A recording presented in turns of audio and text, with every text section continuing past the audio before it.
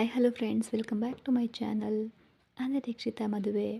ಇನ್ನೂ ಯಾರು ಚಾನಲ್ನ ಸಬ್ಸ್ಕ್ರೈಬ್ ಮಾಡಿಲ್ಲ, ದಯವಿಟ್ಟು ಈಗಲೇ ಹೋಗಿ ಸಬ್ಸ್ಕ್ರೈಬ್ ಮಾಡ್ಕೊಂಡು ಸಪೋರ್ಟ್ ಮಾಡಿ.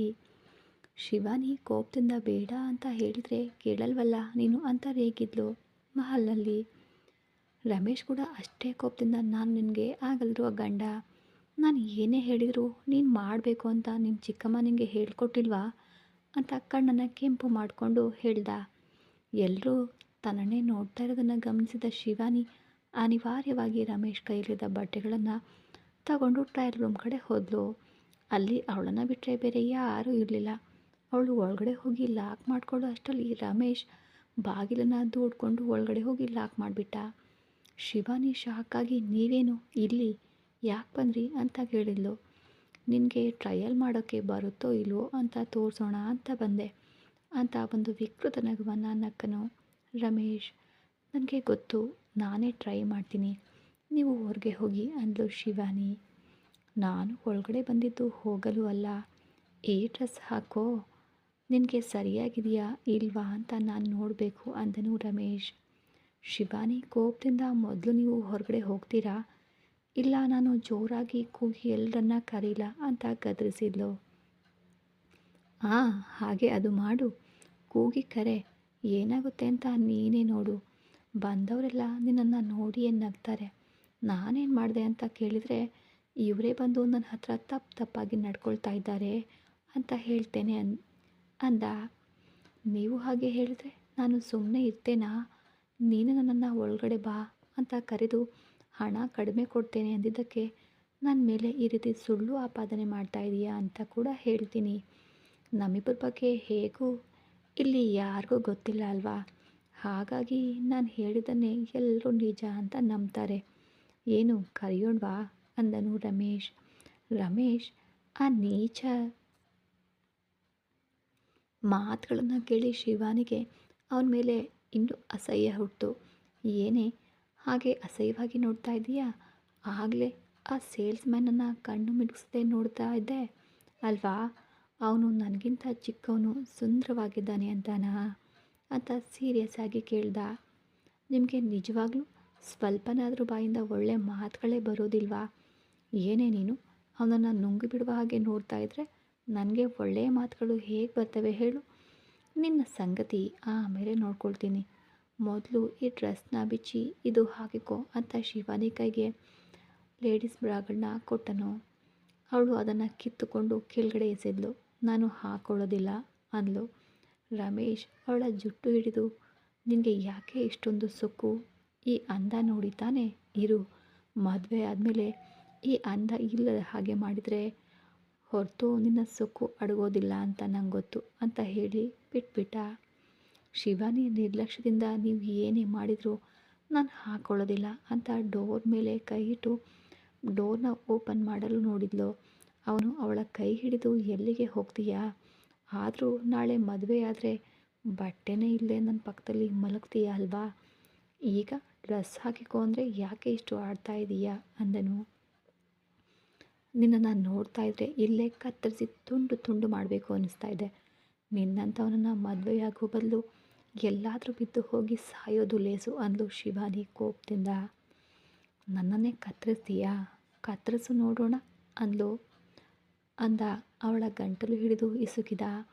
ನಿನಗೆ ಅಷ್ಟಾಗಿ ಸಾಯಬೇಕು ಅಂತ ಅನಿಸಿದರೆ ನಮ್ಮ ಮದುವೆ ಆದಮೇಲೆ ನಿನ್ನ ಮೇಲೆ ನನಗಿರುವ ಮೋಹ ತೀರಿದ ಮೇಲೆ ನಿನ್ನ ಇಷ್ಟ ಬಂದ ಹಾಗೆ ಸಾಯಿ ಹೋಗು ಅಂತ ಅವಳ ಕಣ್ಣು ಮೇಲೆ ಹೋಗೋ ಅಷ್ಟರಲ್ಲಿ ಅವಳನ್ನು ಬಿಟ್ಬಿಟ್ಟನು.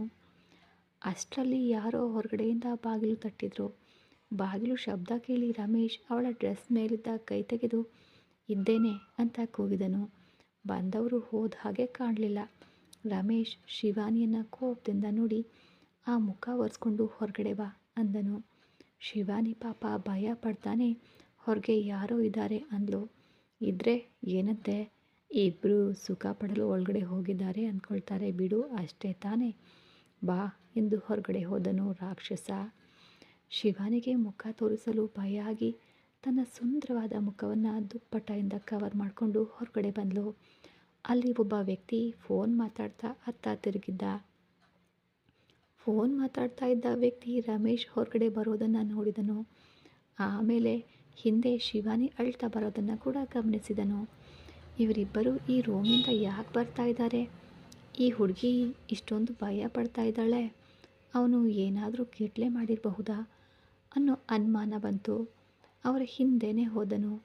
ರಮೇಶ್ ತನಗೆ ಬೇಕಾದ ಬಟ್ಟೆಗಳನ್ನು ಆರಿಸ್ತಾ ಇದ್ದಾಗ ಶಿವಾನಿ ಒಂದು ಕಡೆ ನಿಂತು ಟ್ರಯಲ್ ರೂಮ್ನಲ್ಲಿ ನಡೆದ ಘಟನೆಯನ್ನು ನೆನೆಸ್ಕೊಂಡು ಮನಸ್ಸಿನಲ್ಲಿ ಕರಗ್ತಾ ಇದ್ಲು. ಈ ರಮೇಶ್ನಲ್ಲಿ ಅದೇನು ಒಳ್ಳೆತನ ಇರೋದು ಅವ್ರಿಗೆ ಕಾಣ್ತು. ನನ್ನ ಚಿಕ್ಕಮ್ಮನಿಗೆ ತಿಳಿತಾ ಇಲ್ಲ. ಇಂಥ ದುರ್ಮಾರ್ಗನ ಬಗ್ಗೆ ಚಿಕ್ಕಮ್ಮನಿಗೆ ಹೇಳಿ ತಿಳಿಯಿತೋ ನನಗಂತೂ ಗೊತ್ತಿಲ್ಲ. ನಿಜವಾಗ್ಲೂ ಚಿಕ್ಕಮ್ಮನಿಗೆ ನನ್ನ ಮೇಲೆ ಯಾಕೆ ಇಷ್ಟು ಕೋಪವೋ ಅರ್ಥ ಆಗ್ತಿಲ್ಲ. ಯಾರಿಗಾದರೂ ನೋವಿದ್ರೆ ತಂದೆ ತಾಯಿಗೆ ಹೇಳ್ಕೊತಾರೆ, ನನಗೆ ತಾಯಿ ಅಂತೂ ಇಲ್ಲ. ಕನಿಷ್ಠ ತಂದೆಗಾದರೂ ಹೇಳೋಣ ಅಂದ್ಕೊಂಡ್ರೆ ಅವರು ತಂದೆಯ ತರಹ ನಡ್ಕೊಳ್ತಾನೇ ಇಲ್ಲ. ಅವರು ನಿಜವಾಗಿಯೂ ನನ್ನ ಹೆತ್ತ ತಂದೆನಾ ಅನ್ನೋ ಅನುಮಾನ ಕೂಡ ಈಗ ನನಗೆ ಬರ್ತಾ ಇದೆ. ಯಾರಾದರೂ ತನ್ನ ಮಗಳನ್ನು ಈ ರೀತಿ ನಡೆಸ್ಕೊಳ್ತಾರಾ? ನನ್ನನ್ನು ಹೀಗೆ ಒಂಟಿಯಾಗಿ ಬಿಟ್ಟು ಹೋದ ಅಮ್ಮನನ್ನು ಅನ್ಬೇಕೋ, ಅಥವಾ ಅಮ್ಮ ಇದ್ದಿದ್ರೆ ನನಗೆ ಈ ಕಷ್ಟಗಳು ಬರ್ತಿರಲಿಲ್ಲ. ಟ್ರಯಲ್ ರೂಮ್ನಲ್ಲಿ ಇವನು ಎಷ್ಟು ನೀಚವಾಗಿ ನಡ್ಕೊಂಡ. ಆ ದೇವರು ಮೆಚ್ಚುವಂಥ ಆ ವ್ಯಕ್ತಿ ಯಾರೋ ಬಂದು ಬಾಗಿಲು ತಟ್ಟಿದ್ದಕ್ಕೆ ನಾನು ಹೊರಗೆ ಬಂದೆ. ಇಲ್ಲದೇ ಇದ್ದರೆ ಇವನು ಅದನ್ನು ನೆನೆಸ್ಕೊಂಡ್ರೆ ಭಯ ಆಗ್ತಾಯಿದೆ ಅಂದ್ಕೊಂಡ್ಳು. ಈ ವಿಷಯ ಅಣ್ಣನಿಗೆ ಹೇಳಿದರೆ ಮನೆಯಲ್ಲಿ ದೊಡ್ಡ ಗಲಾಟೆ ಆಗುತ್ತೆ. ನನ್ನ ಮೇಲಿರೋ ಕೋಪವನ್ನೆಲ್ಲ ಅಣ್ಣನ ಮೇಲೆ ತೋರಿಸ್ತಾರೆ. ನಾನು ಹೇಗೋ ಕಷ್ಟಪಡ್ತಾನೇ ಇದ್ದೇನೆ. ನನ್ನ ಜೊತೆ ಪಾಪ ಅಣ್ಣನ ಯಾಕೆ ತೊಂದರೆಗೆ ಹಿಡಿಬೇಕು? ನನ್ನ ನೋವು ನನ್ನಲ್ಲೇ ಇರಲಿ ಅಂತ ಕಣ್ಣೀರು ಒತ್ತಿ ಹಿಡಿದು ಒರೆಸ್ಕೊಳ್ತಾ ಇದ್ಲು. ಟ್ರಯಲ್ ರೂಮ್ನಿಂದ ಅವರ ಹಿಂದೆನೇ ಬಂದ ಆ ವ್ಯಕ್ತಿ ಶಿವಾನಿ ಕಣ್ಣೀರು ಒರೆಸ್ಕೊಳ್ಳೋದನ್ನು ನೋಡಿ ನಾನು ಅಂದ್ಕೊಂಡಿದ್ದು ನಿಜ. ಅವನಿಂದಲೇ ಈ ಹುಡುಗಿ ಎಷ್ಟೋ ನೋವು ಪಡ್ತಾ ಇದ್ದಾಳೆ. ಏನು ಮಾಡಿದ್ನೋ ಪಾಪ ಅಂದ್ಕೊಂಡನು. ಅವನ ಮುಖ ಕಾಣ್ತಿಲ್ಲವಾದರೂ ಅವಳ ಕಣ್ಣುಗಳು ಕಾಣ್ತಾ ಇದ್ವು. ಆ ಕಣ್ಣುಗಳಲ್ಲೇ ತುಂಬಿದ ಕಣ್ಣೀರು ಅವನಿಗೆ ಸ್ಪಷ್ಟವಾಗಿ ಕಾಣ್ತಾ ಇತ್ತು. ಅವನ್ಯಾರು ಅಂತ ಮುಂದೆ ಹೇಳ್ತೀನಿ ಬನ್ನಿ. ಶಿವಾನಿ ಎಷ್ಟೇ ಒರೆಸ್ಕೊಂಡ್ರೂ ಕಣ್ಣೀರು ಗೋದಾವರಿಯಂತೆ ಹರಿತಲೇ ಇತ್ತು. ಅವನು ಎಷ್ಟು ನೋವು ಕೊಟ್ಟಿದ್ರೆ ಇವಳು ಇಷ್ಟು ಸಂಕಟ ಪಡ್ತಿದ್ದಾಳೆ ಪಾಪ ಅಂದನು ಅವನು. ಅವಳನ್ನೇ ಗಮನಿಸ್ತಾ ಇದ್ದನು. ಶಿವಾನಿ ತನ್ನ ನೋವಿನಲ್ಲಿ ಎದುರುಗಡೆ ಯಾರಿದ್ದಾರೆ ಅನ್ನೋದನ್ನು ಕೂಡ ಗಮನಿಸಿರಲಿಲ್ಲ. ರಮೇಶ್ ಬಟ್ಟೆಗಳನ್ನು ತಗೊಳ್ತಾ ಶಿವಾನಿಯನ್ನು ಮತ್ತು ಎದುರಿಗಿದ್ದ ವ್ಯಕ್ತಿಯನ್ನು ಗಮನಿಸ್ತಾನೇ ಇದ್ದ. ಶಾಪಿಂಗ್ ಮುಗಿಸಿ ಶಿವಾನಿ ಹತ್ರ ಬಂದು, ನನ್ನ ಹತ್ರ ಪತಿವ್ರತೆ ಥರ ನಾಟಕ ಆಡ್ತೀಯಾ? ನಿನ್ನ ಎದುರುಗಡೆ ಇರೋನಿಗೆ ಏನು ತೋರಿಸ್ತಾ ನಿಂತಿದೀಯಾ ಅಂದನು. ರಮೇಶ್ ಹಾಗೆ ಅಂದ ತಕ್ಷಣ ಶಿವಾನಿ ತಲೆ ಎತ್ತಿ ನೋಡಿದ್ಲು. ತಕ್ಷಣ ಆ ವ್ಯಕ್ತಿ ಅಲ್ಲಿಂದ ಹೊರಟು ಹೋದ. ಅಲ್ಲಿ ಯಾರೂ ಇಲ್ದಿರೋದನ್ನು ಕಂಡು ಶಿವಾನಿ ಯಾರೂ ಇಲ್ವಲ್ಲ ಅಂತ ಸೀರಿಯಸ್ ಆಗಿ ಕೇಳಿದ್ಲು. ಇಲ್ಲಿವರೆಗೂ ಇಲ್ಲೇ ಇದ್ನಲ್ಲ, ನನ್ನನ್ನು ನೋಡಿದ ತಕ್ಷಣ ಜಾರ್ಕೊಂಡ ಅನಿಸುತ್ತೆ. ಇಬ್ಬರು ಏನೋ ಕಣ್ಣಲ್ಲೇ ಮಾತಾಡ್ಕೊಳ್ತಾ ಇದ್ರಿ ಅನಿಸುತ್ತೆ. ನಾನು ಬರೋದನ್ನು ನೋಡಿ ಅವನಿಗೆ ನೀನು ಸನ್ನೆ ಮಾಡಿದೀಯಾ, ಅದಕ್ಕೆ ಅವನು ಓಡಿ ಹೋದ ಅಂತ ಹೀಯಾಳಿಸಿ ಮಾತಾಡ್ದ. ರಮೇಶ್ ಇಂತಹ ಮಾತುಗಳಿಗೆ ಶಿವಾನಿ ಈಗ ಅಭ್ಯಾಸವಾಗಿ ಹೋಗಿದ್ದಾಳೆ. ಅವಳು ನಿರ್ಲಿಪ್ತವಾಗಿ ಅಂದರೆ ಸೈಲೆಂಟಾಗಿ ಏನು ಮಾತನಾಡದೆ ಸುಮ್ಮನೆ ಇದ್ಲು. ಅವಳು ಮೌನವಾಗಿದ್ದಷ್ಟು ರಮೇಶ್ಗೆ ಕೋಪ ಬಂದು ಬಾಯಿಗೆ ಬಂದ ಹಾಗೆ ಬೈಯುತ್ತಾ ಬಿಲ್ ಕೌಂಟರ್ ಹತ್ರ ಬಂದ. ಅಲ್ಲಿ ಇವರಿಗೆ ತಿಳಿಯದ ವಿಷಯ ಏನು ಅಂದರೆ ಆ ವ್ಯಕ್ತಿ ಅವರ ಹಿಂದೆನೇ ಬಂದು ರಮೇಶ್ ಆಡಿದ ಎಲ್ಲ ಮಾತುಗಳನ್ನು ಕೇಳಿಸ್ಕೊಂಡಿದ್ದ. ಪಾಪ ಈ ಹುಡುಗಿ ಅದು ಯಾವ ಜನ್ಮದ ಪಾಪವೋ ಏನೋ, ಈ ದುರ್ಮಾರ್ಗನ ಕೈಗೆ ಸಿಕ್ಕಾಕೊಂಡಿದ್ದಾಳೆ ಅಂದ್ಕೊಂಡು ಅಲ್ಲಿಂದ ಹೋದನು. ರಮೇಶ್ ಬಿಲ್ ಪಾವತಿಸ್ತಾ ಇದ್ದಾಗ ಶಿವಾನಿಯನ್ನು ಕರ್ಕೊಂಡು ಹೋದನು. ಆ ವ್ಯಕ್ತಿಗೆ ಫೋನ್ ಬಂದಾಗ ರಿಸೀವ್ ಮಾಡಿ, ಹಲೋ, ನಾನು ಮಹಲ್ನಲ್ಲಿದ್ದೇನೆ, ಬರ್ತಾ ಇದ್ದೀನಿ. ಇಲ್ಲಿ ಒಬ್ಬ ದರಿದ್ರದವನು ನೋಡಿದೆ ಕಣೋ, ಬಂದು ಅವನ ಬಗ್ಗೆ ಹೇಳ್ತೀನಿ. ನೀನು ಎಲ್ಲಿದ್ದೀಯ ವೇದಾಂತ್ ಅಂತ ಕೇಳಿದನು. ಅವನು ಯಾರು ಗೊತ್ತಾ? ಮನೋಜ್. ಹೌದು, ಮನೋಜ್ ಮಹಲ್ನಲ್ಲಿ ಕಾಣಿಸ್ಕೊಂಡಿದ್ದು ಶಿವಾನಿಗೆ ತಿಳಿಯದ ವಿಷಯ ಅನ್ನೋದು ಇಲ್ಲಿ ಗಮನಿಸಬೇಕಾದ ಅಂಶ. ಯಾಕಂದರೆ ಶಿವಾನಿ ಮುಖದ ತುಂಬ ವೇಲಿಂದ ಕವರ್ ಮಾಡ್ಕೊಂಡಿದ್ಲು. ಹಾಗಾಗಿ ಅವನಿಗೆ ಅವಳು ಶಿವಾನಿ ಅಂತ ಗೊತ್ತಾಗಲಿಲ್ಲ. ಆದರೆ ಶಿವಾನಿ ಅವನನ್ನು ನೋಡಲೇ ಇಲ್ಲ. ಈಗ ನಿಮಗೆ ಅರ್ಥ ಆಯ್ತಲ್ವಾ ಅವನು ಯಾರು ಅಂತ. ನಂತರ ಶಿವಾನಿಗೆ ಮಹಲ್ನಲ್ಲಿ ನಡೆದ ಘಟನೆ ನೆನಪಾಗಿ ತುಂಬಾ ನೋವಾಯಿತು. ಮತ್ತು ಆ ರಮೇಶ್ ಬಂದರೆ ಹೇಗೆ ತಪ್ಪಿಸ್ಕೊಳ್ಳೋದು ಅಂತ ಆತಂಕದಲ್ಲೇ ಅತ್ತಿಗೆ ಪರಿಚಯವಾದಿದ್ದಕ್ಕೆ ಖುಷಿ ಪಡ್ತಾ ಹಾಗೆ ಮಲಗಿದ್ಲು. ಕಾರ್ನಲ್ಲಿ ಈತ ಜಾಹ್ನವಿಯನ್ನು ಬಿಡಲು ಹೋಗ್ತಾ ಇದ್ದ ಆರ್ಯನ್ ಅವಳನ್ನು ನೋಡಿ ಥ್ಯಾಂಕ್ ಯು ಅಂದನು. ಥ್ಯಾಂಕ್ಸಾ? ಥ್ಯಾಂಕ್ಸ್ ಯಾವುದಕ್ಕೆ ಆರ್ಯನವರೇ ಅಂತ ಕೇಳಿದ್ಲು ಜಾನು. ನಾನು ಹೋಗು ಅಂತ ಹೇಳಿದ ತಕ್ಷಣ ಶಿವಾನಿ ಹತ್ರ ಹೋದಿಲ್ಲ ಅದಕ್ಕೆ ಅಂದ. ಅದು ನನ್ನ ಜವಾಬ್ದಾರಿ, ಅದಕ್ಕೆ ನೀವು ಯಾಕೆ ನನಗೆ ಥ್ಯಾಂಕ್ಸ್ ಹೇಳ್ತೀರಾ ಅಂದ್ಲು ಜಾನು. ಏನೋ ಹೇಳಬೇಕು ಅನ್ನಿಸ್ತು ಹೇಳಿದೆ. ಜಾನ್ವಿ ಅಂದಹಾಗೆ ನಿನ್ನ ಮೇಲೆ ಅವಳಿಗೆ ಅನುಮಾನವೇನೂ ಬರಲಿಲ್ಲ ತಾನೇ? ಶಿವಾನಿ ಮಾತುಗಳನ್ನು ಕೇಳ್ತಾ ಇದ್ರೆ ನಮ್ಮ ಬಗ್ಗೆ ಅವಳಿಗೆ ಅನುಮಾನ ಬಂದಿದೆಯೇನೋ ಅನಿಸಿತು ಅಂದ. ಇತ್ತ ಶರ್ಮಿಳಾ ಅವರಿಗೆ ನಿಜ ಗೊತ್ತಾದರೆ ಮತ್ತು ಶಿವಾನಿಗೆ ಈಗ ಹೇಗೋ ನಿಜ ಗೊತ್ತಾಗಿದೆ ಅಂತ ತಿಳಿದರೆ ಅವರು ಏನು ಮಾಡ್ತಾರೋ ಅನ್ನೋ ಭಯ ನನಗೆ ಅಂತ ಆರ್ಯನ್ ಕಡೆ ನೋಡ್ತಾ ಅವಳಿಗೆ ಅಂತಹ ಅನುಮಾನ ಏನು ಬರಲಿಲ್ಲ ಆರ್ಯನವರೇ ಅಂದ್ಲು ಜಾಹ್ನವಿ. ನೀನು ಏನು ಹೇಳೋದಿಲ್ಲ ಅಂತ ನನಗೆ ಗೊತ್ತು ಜಾನು, ಬಿಡು ಅಂತ ಆರ್ಯನ್. ಸಾರಿ ಆರ್ಯನ್ ಅವರೇ, ಅನಿವಾರ್ಯ ಪರಿಸ್ಥಿತಿಯಲ್ಲಿ ನಾನು ಶಿವಾನಿಗೆ ನಿಜ ಹೇಳಬೇಕಾಯ್ತು. ನೀವು ಹೇಳೋವರೆಗೂ ಶಿವಾನಿ ಯಾರಿಗೂ ಖಂಡಿತ ಹೇಳೋದಿಲ್ಲ ಅನ್ನುವ ನಂಬಿಕೆ ನನಗೆ ಇದೆ ಅಂತ ಮನಸ್ಸಿನಲ್ಲೇ ಅಂದ್ಕೊಂಡು, ಇವತ್ತು ಯಾಕೆ ಶಿವಾನಿ ಹತ್ರ ಹೋಗಲು ಹೇಳಿದ್ರಿ ಆರ್ಯನ್ ಅವರೇ ಅಂತ ಕೇಳಿದ್ಲು ಜಾನು. ಕಾರಣ ಇದೆ ಜಾನು, ನಾನು ಮಧ್ಯಾಹ್ನ ಫೋನ್ ಮಾಡಿದಾಗ ಶಿವಾನಿ ಫೋನ್ ಎತ್ತಿದ್ಲು. ಅವಳ ಧ್ವನಿ ಕೇಳಿದ ತಕ್ಷಣ ನನಗೆ ಯಾಕೋ ಅಲ್ಲಿವರೆಗೆ ಅಳ್ತಾ ಇದ್ದವಳು ಮಾತಾಡಿದ ಹಾಗೆ ಅನ್ನಿಸ್ತು. ಶಿವಾನಿ, ನೀನು ಚೆನ್ನಾಗಿದೆಯಾ ತಾನೇ? ಏನಾದರೂ ತೊಂದರೆ ಇದ್ದರೆ ಈ ಅಣ್ಣನಿಗೆ ಹೇಳಮ್ಮ ಅಂದೆ. ಸರಿ ಅಣ್ಣ, ಏನಾದರೂ ಇದ್ದರೆ ನಿನಗೆ ಹೇಳಿದೆ ಇನ್ಯಾರಿಗೆ ಹೇಳ್ತೀನಿ ಅಂದ್ಲು. ಆದರೆ ಶಿವಾನಿ ಆ ಮಾತು ಕೇಳ್ತಾ ಇದ್ರೆ ಅವಳು ಏನನ್ನು ನನ್ನಿಂದ ಮುಚ್ಚಿಡ್ತಾ ಇದ್ದಾಳೆ ಅಂತ ಅನ್ನಿಸ್ತು ಜಾನು. ಯಾವುದೋ ಹೇಳ್ಕೊಡಲಾಗದ ನೋವು ಶಿವಾನಿಗೆ ಇದೆ ಅಂತ ನನಗೆ ಅನ್ನಿಸ್ತಿದೆ. ಆಗ ಜಾನು, ನನಗೂ ಹಾಗೇ ಅನ್ನಿಸ್ತಾ ಇದೆ. ಆದರೆ ಶಿವಾನಿ ಸ್ವಲ್ಪನೂ ಹೊರಹಾಕದೆ ಎಷ್ಟೋ ತಾಳ್ಮೆಯಿಂದ ಇದ್ದಾಳೆ. ಅದೇ ಇನ್ನೊಬ್ಬರಾಗಿದ್ದರೆ ಯಾವಾಗಲೂ ಹೇಳಿಬಿಡ್ತಾಯಿದ್ರು. ಶಿವಾನಿಯಿಂದ ಹೇಗಾದರೂ ಮಾಡಿ ಏನಾಯಿತು ಅಂತ ತಿಳ್ಕೊಳ್ಬೇಕು ಅಂದ್ಲು ಜಾಹ್ನವಿ. ಜಾಹ್ನವಿ, ಶಿವಾನಿ ನಿನ್ನ ಹತ್ರನೂ ಏನೂ ಹೇಳಿಲ್ಲ ತಾನೇ ಅಂದನು ಆರ್ಯನ್. ನಿಮಗೆ ಹೇಗೆ ಗೊತ್ತು ಆರ್ಯನ್ ಅವರೇ? ಅವಳು ನನ್ನ ತಂಗಿ, ಅಷ್ಟು ಬೇಗ ಯಾವುದನ್ನು ಹೊರ ಹಾಕೋದಿಲ್ಲ ಅಂದನು ಆರ್ಯನ್. ಇದನ್ನು ಮಾತ್ರ ಕರೆಕ್ಟಾಗಿ ಹೇಳಿದ್ರಿ. ನೀವು ಮನಸ್ಸಿನಲ್ಲಿ ಇರೋದನ್ನು ಹೊರ ಹಾಕೋದಿಲ್ಲ, ನಿಮ್ಮ ತಂಗಿ ಕೂಡ ಅವಳಿಗಿರುವ ಸಮಸ್ಯೆಗಳನ್ನು ಹೇಳೋದಿಲ್ಲ. ನೀವಿಬ್ಬರು ಒಂದೇ ಅಂದ್ಲು. ಏನಾಯಿತು ಜಾಹ್ನವಿ, ಏನು ಮಾತನಾಡದೆ ಸುಮ್ಮನೆ ಕುಳಿತಿದೆಯಲ್ಲ? ನಾನು ಹೇಳಿದ್ದು ನಿಜ ತಾನೇ ಅಂದನು. ಹೌದು ಆರ್ಯನ್ ಅವರೇ, ನಾನು ಎಷ್ಟೇ ಕೇಳಿದರೂ ಅವಳು ಏನೂ ಹೇಳಲಿಲ್ಲ. ನನಗೆ ಯಾವುದೇ ನೋವಿಲ್ಲ ಅಂತಾನೇ ಹೇಳಿದ್ಲು ಹೊರತು ಅಸಲಿ ಸಮಸ್ಯೆ ಏನು ಅಂತ ಹೇಳಲೇ ಇಲ್ಲ. ಸರಿ, ನೀನೇ ಹೇಗಾದರೂ ಮಾಡಿ ಮೆಲ್ಲಗೆ ಅವಳನ್ನು ಕೇಳಿ ತಿಳ್ಕೊ. ಜಾನ್ವಿ, ಖಂಡಿತ ಆರ್ಯನ್ ಅವರೇ, ಇದಕ್ಕೆ ನೀವು ಇಷ್ಟೊಂದು ನನಗೆ ಹೇಳಬೇಕಾ? ನೀನು ಮೊದಲು ಬಾರಿಗೆ ಮನೆಗೆ ಬಂದಿಲ್ಲ, ಮನೆ ಹೇಗಿದೆ ಅಂತ ಕೇಳಿದನು ಆರ್ಯನ್. ಜಾಹ್ನವಿ ಮನಸ್ಸಿನಲ್ಲಿ ನಮ್ಮನೆ ಅಂದರೆ ನಿಮ್ಮ ಸೊತ್ತೇನು ಹೋಗಿಬಿಡುತ್ತೆ ಅಂತ ಅಂದ್ಕೊಂಡು, ನಿಮ್ಮ ಮನೆ ಏನೋ ಮಹಲ್ ಥರ ಇದೆ ಬಿಡಿ ಅಂದ್ಲು. ಅದು ನಿನ್ನ ಮನೆ ಕೂಡ ಜಾನು, ನೀನು ಯಾವಾಗ ಆ ಮನೆಯೊಳಗಡೆ ಕಾಲಿಟ್ಯೋ ಅಂದೆ ಅದು ಕೂಡ ನಿನ್ನ ಮನೆಯಾಗಿ ಹೋಯಿತು ಅಂತ ಮನಸ್ಸಿನಲ್ಲಿ ಅಂದ್ಕೊಳ್ತಾ, ನಿನಗೆ ಇಷ್ಟ ಆಯ್ತಲ್ಲ ಜಾನು ಅಂದನು. ಇಷ್ಟವಾದರೆ ಏನು ಮಾಡ್ತೀರಿ ಅಂತ ಕೇಳಿದ್ಲು ಜಾನ್ವಿ. ಅವಳ ಕಡೆ ನೋಡಿ, ನಾನು ಏನು ಮಾಡಬೇಕು ಅಂತ ನೀನು ಅಂದ್ಕೊಂಡಿದೀಯಾ ಅಂದನು. ನಾನೇನು ಅಂದ್ಕೊಂಡಿಲ್ಲ, ನೀವೇನಾದರೂ ಅಂದ್ಕೊಂಡಿದ್ದೀರಾ ಅಂತ ಕೇಳಿದೆ ಅಷ್ಟೇ ಅಂದ್ಲು. ಹೌದಾ, ಹಾಗಾದರೆ ನಾನು ಅಂದ್ಕೊಂಡಿದ್ದನ್ನು ಮಾಡಲಾ ಅಂತ ಕೇಳಿದನು. ಮನೆಗೆ ಏನಾದರೂ ಕರ್ಕೊಂಡು ಹೋಗಿ ನಾನು ಈ ಮನೆಯ ಸೊಸೆ ಅಂತ ಎಲ್ರಿಗೂ ಹೇಳ್ತಾರೆ ಅನ್ನುವ ಆಸೆಯಿಂದ ಹಾಂ ಮಾಡಿ ಅಂದ್ಲು ಜಾಹ್ನವಿ. ಜಾಹ್ನವಿ ನೀಡಿದ ಉತ್ತರ ಕೇಳಿಯೂ ಆರ್ಯನ್ ಏನು ಮಾತಾಡದೆ ಕಾರು ಓಡಿಸ್ತಾ ಇದ್ರೆ, ಅಯ್ಯೋ ಈ ವ್ಯಕ್ತಿ ಏನು ಉತ್ತರ ನೀಡದೆ ಹೋಗ್ತಿದ್ದಾರಲ್ಲ, ಇಂಥ ಸಮಯದಲ್ಲಿ ಕೇಳೋದು ಯಾಕೋ ಸರಿ ಇಲ್ಲ ಅಂತ ಅಂದ್ಕೊಂಡ್ರು. ಆರ್ಯನ್ ಕಾರನ್ನು ಒಂದು ನಿರ್ಜನ ಪ್ರದೇಶದಲ್ಲಿ ಸ್ಲೋ ಮಾಡಿ ನಿಲ್ಲಿಸಿದ.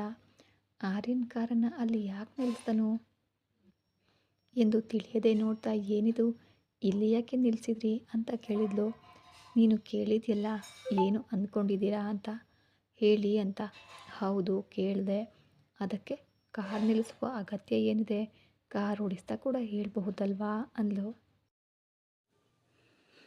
ಕಾರ್ ಓಡಿಸ್ತಾ ಹೇಗೆ ಮುತ್ಕೊಡಲು ಸಾಧ್ಯ ಹೇಳು ಜಾನು, ನಾನು ಮಾಡಬೇಕು ಅಂದ್ಕೊಂಡ ಕೆಲಸವನ್ನು ಹೇಗೆ ಮಾಡಲಿ ಅಂತ ಹೇಳ್ತಾ ಜಾಹ್ನವಿ ಮೇಲೆ ವಾಲಿ ಸೀಟನ್ನು ಹಿಂದಕ್ಕೆ ಸರಿಸಿದನು. ಇದ್ದಕ್ಕಿದ್ದಂತೆ ಹೀಗಾದಾಗ ಜಾಹ್ನವಿಗೆ ಗೊಂದಲ ಆಗಿ ಮೇಲೆ ಏಳಲು ಪ್ರಯತ್ನಿಸಿದ್ಲು. ಎಲ್ಲಿಗೆ ಜಾನ್ವಿ, ನಾನಿನ್ನು ಶುರುನೇ ಮಾಡಿಲ್ಲ, ಆಗಲೇ ಎದ್ದೇಳ್ತಿದೆಯಲ್ಲ ಅಂತ ಸುತ್ತಲೂ ನೋಡಿ ಯಾರೂ ಇಲ್ಲ, ಇಲ್ಲಿ ನಮ್ಮನ್ನು ಯಾರೂ ಡಿಸ್ಟರ್ಬ್ ಕೂಡ ಮಾಡೋದಿಲ್ಲ ಅಂತ ಆರ್ಯನ್ ಅವಳ ಕಣ್ಗಳಲ್ಲಿ ಕಣ್ಣಿಟ್ಟು ನೋಡ್ತಾ, ನಾನೇನು ಅಂದ್ಕೊಂಡಿದ್ದೆ ಅಂತ ನಿನಗೆ ತೋರಿಸ್ತೀನಿ ಅಂತ ಕೆಂಪು ಚೆರ್ರಿ ಹಣ್ಣಿನಂತ ಕಾಣ್ತಾ ಇದ್ದ ಅವಳ ತುಟಿಗಳನ್ನೇ ರೆಪ್ಪೆ ಬಡಿಯದೆ ನೋಡತೊಡಗಿದನು. ಆರ್ಯನ್ ತನ್ನ ಮೇಲೆ ವಾಲಿ ರೆಪ್ಪೆ ಬಡಿಯದೆ ಹಾಗೆ ನೋಡ್ತಾ ಇದ್ರೆ ಜಾಹ್ನವಿಯ ಹೃದಯ ಬಡಿತ ಜೋರಾಯಿತು. ಆ ನಿಶ್ಶಬ್ದ ವಾತಾವರಣದಲ್ಲಿ ಅವಳ ಹೃದಯದ ಬಡಿತ ಆರ್ಯನ್ಗೆ ಕೇಳಿಸ್ತು. ಜಾಹ್ನವಿ ಹಾಗೆ ಹೆದರುತ್ತಿರೋದನ್ನು ನೋಡಿ ಆರ್ಯನ್ ನಗ್ತಾ, ಯಾಕೆ ಜಾನು ಅಷ್ಟೊಂದು ಹೆದರುತ್ತೀಯಾ, ನಾನು ನಿನ್ನ ಕೊರಳಿಗೆ ತಾಳಿ ಕಟ್ಟಿದ ಗಂಡನೇ ತಾನೇ ಅಂದನು. ತಾಳಿ ಕಟ್ಟಿದ್ರೆ ಮಾತ್ರ ಯಾರಾದರೂ ಹೀಗೆ ಮಾಡ್ತಾರಾ, ಮೊದಲು ಮೇಲೆ ಹೇಳಿ ಅಂದ್ಲು ಜಾನು. ಮೇಲೆ ಹೇಳಲು ಅಲ್ವಲ್ಲ ಇಲ್ಲಿ ಕಾರು ನಿಲ್ಲಿಸಿದ್ದು, ರಾತ್ರಿ ನಿಮ್ಮ ಅಣ್ಣ ನಾನು ಮನೆಗೆ ಬರೋದನ್ನು ನೋಡಿ ಪಕ್ಕದ ಮನೆಯವರು ಏನಾದರೂ ಅಂದ್ಕೊಳ್ಳೋದಿಲ್ವಾ ಅಂತ ಕೇಳಿದ್ನಲ್ವಾ, ಅದಕ್ಕೆ ಇಲ್ಲಿ ಕಾರು ನಿಲ್ಲಿಸಿದೆ. ಆರ್ಯನವರೇ, ಅಣ್ಣನಿಗೆ ಇರುವ ಭಯ ಅಣ್ಣನಿಗೆ ಇರುತ್ತೆ ತಾನೇ, ಆದರೂ ನೀವು ನನ್ನನ್ನು ನಿಮ್ಮ ಮನೆಗೆ ಕರ್ಕೊಂಡು ಹೋಗಬಹುದು ಅಲ್ವಾ, ನಿನಗೆ ಯಾವಾಗ ಕರ್ಕೊಂಡು ಹೋಗಬೇಕು ಅಂತ ಗೊತ್ತಿಲ್ವೇ ಜಾನ್ವಿ ಅಂತ ಅವಳ ಕಣ್ಣುಗಳನ್ನು ನೋಡ್ತಾ, ನಿನ್ನನ್ನು ಆದಷ್ಟು ಬೇಗ ನಮ್ಮ ಮನೆಗೆ ಕರ್ಕೊಂಡು ಹೋಗಿ ನಿನ್ನ ಬೆಚ್ಚನೆಯ ಅಪ್ಪುಗೆಯಲ್ಲಿ ನನ್ನನ್ನು ನಾನು ಮರೆತು ಹೋಗಬೇಕು ಅನ್ನೋ ಆಸೆ ನನಗಿರಲ್ವಾ ಹೇಳು, ನಾನು ಆ ಸಮಯಕ್ಕಾಗಿಯೇ ಕಾಯ್ತಾ ಇದ್ದೇನೆ, ಶೀಘ್ರದಲ್ಲೇ ಕರ್ಕೊಂಡು ಹೋಗ್ತೀನಿ ಕೂಡ ಅಂದನು. ಆರ್ಯನ್ ಕರ್ಕೊಂಡು ಹೋಗ್ತೇನೆ ಅಂತ ಹೇಳಿದ ತಕ್ಷಣ ಅವಳಿಗೆ ತುಂಬಾ ಸಂತೋಷ ಆಯಿತು. ನಿಜವಾಗಿಯೂ ಅಂದ್ಲು, ಅಂದರೆ ನಾನು ಸುಳ್ಳು ಹೇಳ್ತಿದ್ದೇನೆ ಅಂತ ನಿನ್ನ ಉದ್ದೇಶನಾ ಅಂತ ಸ್ವಲ್ಪ ಕೋಪದಿಂದ ಕೇಳಿದನು. ಅಯ್ಯ, ಇವರಿಗೆ ಕೋಪ ಮೂಗಿನ ಮೇಲೇ ಇರುತ್ತೆ ಅನ್ನುತ್ತಾ ಅವನ ಮೂಗನ್ನು ಹಿಡಿದು ಎಳೆದಳು. ಮತ್ತೆ ಅಮ್ಮನವರು ಅಯ್ಯನವರನ್ನು ನಂಬದೇ ಇದ್ದರೆ ಹೇಗೆ ಅನ್ನುತ್ತಾ ಆರ್ಯನ್ ಅವಳ ಕಣ್ಗಳ ಮೇಲೆ ಮುತ್ತನಿಟ್ಟ. ಜಾಹ್ನವಿ ನಾಚಿಕೆಯಿಂದ ಮುಖವೆಲ್ಲ ಕೆಂಪಾಗಿಸಿಕೊಂಡು ಮುಖವೆಲ್ಲ ಕೆಂಪಾಗಿ ಹೋಯಿತು. ಅವಳ ಮುಖದ ಮೇಲೆ ಕೆಂಪು ಬಣ್ಣ ಹರಡಿಕೊಂಡಂತೆ ಇತ್ತು. ಅವಳ ಕಿವಿಯ ಹತ್ರ ಹೋಗಿ, ನಿನ್ನ ಮುಖದಲ್ಲಿರುವ ಕೆಂಪು ಬಣ್ಣವನ್ನು ನನಗೆ ಸ್ವಲ್ಪ ಸಾಲ ಕೊಡಬಹುದು ಅಲ್ವಾ ಅಂತ ತನ್ನ ಕೆನ್ನೆಯಿಂದ ಅವಳ ಕೆನ್ನೆಯನ್ನು ಸವರಿದನು ಆರ್ಯ. ಜಾಹ್ನವಿ ಮತ್ತಷ್ಟು ನಾಚಿಕೆಯಿಂದ ಮುದುಡಿ ಹೋದಳು. ಅವಳ ನಾಚಿಕೆ ನೋಡಿ ಆರ್ಯನ್ ಮನಸ್ಸಿನಲ್ಲಿ ತಳಮಳ ಹೆಚ್ಚಾಗಿ ಅವಳ ಅದ್ರತಾ ಇರುವ ತುಟಿಗಳನ್ನು ನೋಡಿ ತಾಳಲಾರದೆ ಅವುಗಳನ್ನು ಚುಂಬಿಸಲು ಮುಂದಾಗಿ ಹೋದನು. ಆದರೆ ಜಾಹ್ನವಿ ಅಂತ ತಲೆಯಾಡಿಸಿದ್ಲು.